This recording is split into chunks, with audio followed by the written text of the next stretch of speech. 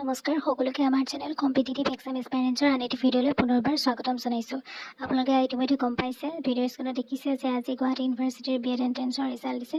গতিকে আহক সেই সম্পৰ্কে ক'বলৈ আগবাঢ়োঁ। তাৰ কি মানে নটিচ ওলাইছে, কেনেদৰে ৰিজাল্টটো আগবঢ়াইছে, গোটেইখিনি সবিশেষ ক'বলৈ বিচাৰিছোঁ। আপোনালোকে ভিডিঅ'টো যাতে শেষলৈকে চায়। ইয়াত আপোনালোকে দেখিছে এখন নটিচ দিছে, provisional merit list of Guwahati university. ইয়াত দিছে 1 নম্বৰত the following is the provisional integrated merit or rank list of students who have appeared in the JU BEd set 2024 for BEd program 2024-25 session. So এখন provisional merit list. Second dice this list is for immediate reference only. In case of any mistake that might have crept into it, the university reserves the right to modify or cancel this list as and when necessary if required. যদি কিবা mistakes হৈছে বা কিবা যদি ভুল হৈছে তেনেহ'লে university এইটো কি কৰিব, যদি প্ৰয়োজন হয় দেন ইয়াক ৰিচেক কৰিব। দেন থাৰ্ডটো দিছে merely appearing in the entrance test does not confer any right to the candidate for admission to the program. তাৰপিছত দিছে candidate may apply for correction of category. In such case candidate must apply to the office of a academic register with hard copy documents on the before 12/8/2024. যদি কিবা থাকে তেন্তে 12/8/2024 আগতে সেইখিনি ঠিক কৰিব লাগিব।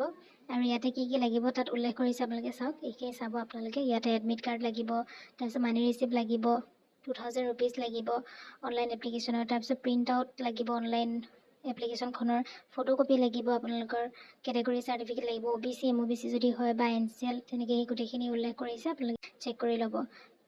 তাৰোপৰি 5 নম্বৰত দিছে যে কেণ্ডিডেটসকলে কি কৰিব লাগিব, OMR চিটখনৰ ফটোকপি লাগিব, সেইখিনি লাগিব, আপোনালোকে সেইখিনি চাই ল'ব ভিডিঅ'টো প'ষ্ট কৰি পেলাই। চ' এইখন আছিলে যিখন মানে আপোনালোকে চাব লাগে ইয়াতে নটিচটো। তাৰপিছত এতিয়া আহোঁ যে ৰিজাল্টৰ সম্পৰ্কে। ইয়াত দিছে প্ৰথমতে কেণ্ডিডেটছৰ নেম, কেণ্ডিডেটছৰ ইয়াত নেম দি দিছে, কেণ্ডিডেটছৰ ইয়াত নেম দিছে, তাৰপিছত roll number, category, gender, correct marks, wrong marks, unattempted, total marks, rank, এইখিনি সকলো দি দিছে। তো কেণ্ডিডেট এজন প্ৰথম কেণ্ডিডেটজনে তেওঁৰ ৰেংক হৈছে 1 আৰু তেওঁৰ টোটেল মাৰ্কছ পাইছে 276। তাৰপিছত আনএটেম্প কৰিছে, যিহেতু নিগেটিভ মাৰ্কছ আছিলে, চ' আনএটেম্পটেড কুৱেশ্যনছ হৈছে 21 আৰু ৰং মাৰ্কছ হৈছে তেওঁৰ -8। তাৰপিছত কাৰেক্ট মাৰ্কছ হৈছে 284। চ' এনেদৰে আপোনালোকে গোটেইখিনি আপোনালোকৰ নাম অনুসাৰে আপোনালোকে চাই ল'ব।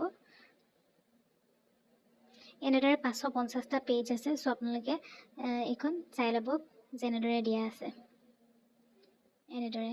আৰু এনেদৰে গোটেইখিনি দি দিছে যোনে যোনে এক্সাম দিছিলে, আৰু বাকী এইবোৰ দেখিছে ৰিজেক্টেড হোৱা দেখা পোৱা গৈছে।